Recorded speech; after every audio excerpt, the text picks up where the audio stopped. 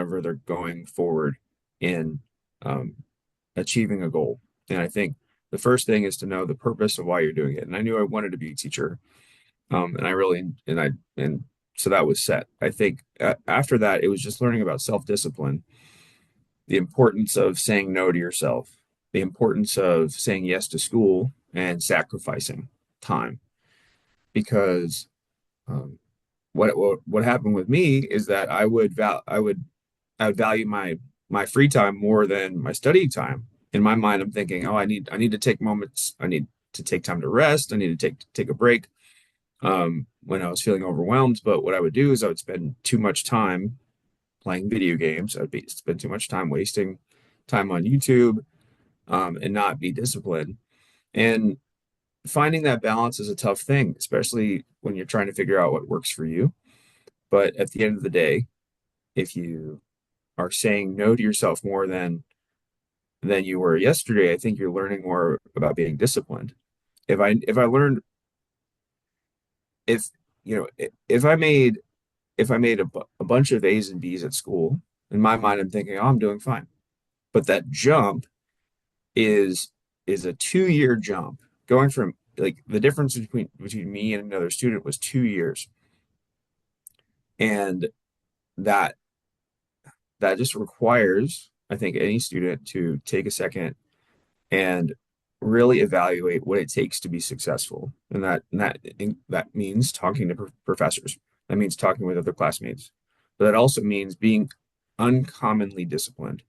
Like you can do it. I mean, I failed one of my first classes at Coastal. I ended up getting it. Well, I got a D, and that it wrecked my GPA. And I had a really gracious professor who helped me.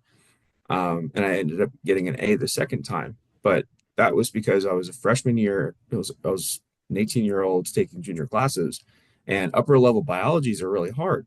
If you're going for a STEM career, STEM or math, um, those classes can be really tough. So yeah, just being uncommonly disciplined means doing things that are crazy, like waking up at 5:30 in the morning, for example, to get ready for an interview. If you're or getting up and making studying a priority, figuring out what studying means for you, not just to take notes, but how do you how do you effectively study? If you have a reason for why you're going to school, that's great. And then that you know why you're doing what you're doing. And then next, it's making sacrifices. It's making choices that are good.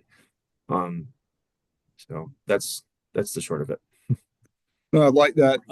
It's something I really haven't thought too much about, because I teach sophomores, and it seems like we're so far from, the pinnacle there. But that maturity piece is huge. I mean, you show up again, you're 18, you're in there with people who are 20, people who have 2 more years of life experience, people who have figured out some of the discipline. Uh, and we're like, all right, man, you better go. You got to mature real fast, which we're used to, right? Because we're trying to get you in tech classes as sophomores, For but sure. that's harder at the college level for sure. So cool. Yeah. All right. So you do science, you've been teaching for a while. What's your favorite part? Um, It's the grading, right? I I can't believe you knew it. Wow, Uh, it's like you've been doing this for a while. Like I've been Uh, doing it 15, 16 years. Yep. 15 years, 16. That's crazy. No, oh, gosh. So the thing that I love about teaching the most is the the opportunity I get to help a student go from being confused and lost to not confused and lost. Like if um, I've learned to be more sensitive to where my students are at based on their body language, based on them, um, how they interact with other students at school. Like I can pick up, thankfully, pretty quickly on where a kid is at. So being able to approach and, you know, address where a student's at is so that's why I do what I do. Like because it I understand that frustration of I don't know what's going on. And that discomfort, I feel like I understand it, and I don't want any of my kids to feel that. So being able to help that gives them confidence, and that just improves the dynamic of the class anyway. So being able to help students not feel uncomfortable is probably the main thing, the main reason I do what I do. And then to encourage them too, because they'll be, being able to grow with students over the course of a year, you get to have really important conversations. I remember conversations with Mr. Graham back when I was doing junior civitan, and he was talking to me about why we're doing what we're doing and why it's important to study and to put your best foot forward. And those conversations were so important to help me grow and to get better. So it's moments like that that I get to pay forward the kindness and like the love that you guys at early college have given to me. I get to now pass it on. Um, it's the most gratifying thing because it's like it's I don't think there's a better use of my time. Like it is the best possible thing I could be doing to help students. Um, and and that way they go forward and someday pass it on too. And it's sort of like an exponential growth thing where it's like, because of what you've done for me, Mr. Chappell, I get to do that for other students. Um, I won't forget how I felt in your class. I always felt very, very listened to. Very like you pushed discipline and you were very like straight to the point when it came to your instruction and no fluff. And I try to emulate that and trying not to mince words. Like, and that's the heart of, I think, a really great teacher. And you can just say what you mean in like a few sentences, regardless of what subject. So that's that's why I love what I do. Always good to hear. Uh, and the content is important, but I think the longer I've been doing it, the more I realize the content's really not important. It's really more so about those relationships. It's about having the people get up at 5:30 to do an interview. One of the early ones I did back in February, a girl spent her 30th birthday with me for 30 minutes. Wow. Who Uh, who Scarlett Henson. Yeah, she was a senior when I was a freshman. And Scarlett and I weren't super close when we were here, Hmm. but the impact was great enough to where spent 30 minutes on her 30th birthday with me. And we talked about environmental science because she's an environmental scientist, uh, which Yeah. is cool and really interesting. And she lives right up the road, which is also good. Mm. Uh, but it's the relationship piece. It's the showing up for the events. It's getting to know people and continuing to know them. The relationship doesn't end just when the class does. All right, so we'll finish it out on this one. What advice do you give that senior? They think they know what they want to do. This is the this can be the hardest question to answer.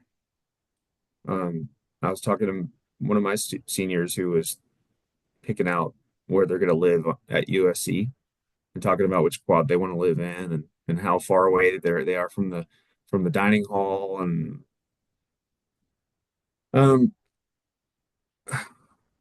I think the most important question you can ask yourself is um what is the most important use of time someone can spend? Um, if someone that's not you, but just someone, if they spent their time doing that thing over and over again, would that be the most valuable thing they could do? Um, and I think and those are bigger questions that I really wasn't asking or I wasn't thinking about necessarily. Because that might prompt a student to think, well, why should I be going to college? Like, what's the thing that would be the most important thing I could do with my time? Um, if you find that question and you know that question, let's say it's either nursing, teaching, um, law, business, whatever it is, then I mean, the mark I think of a trailblazer is someone who does really, really tough things and works hard.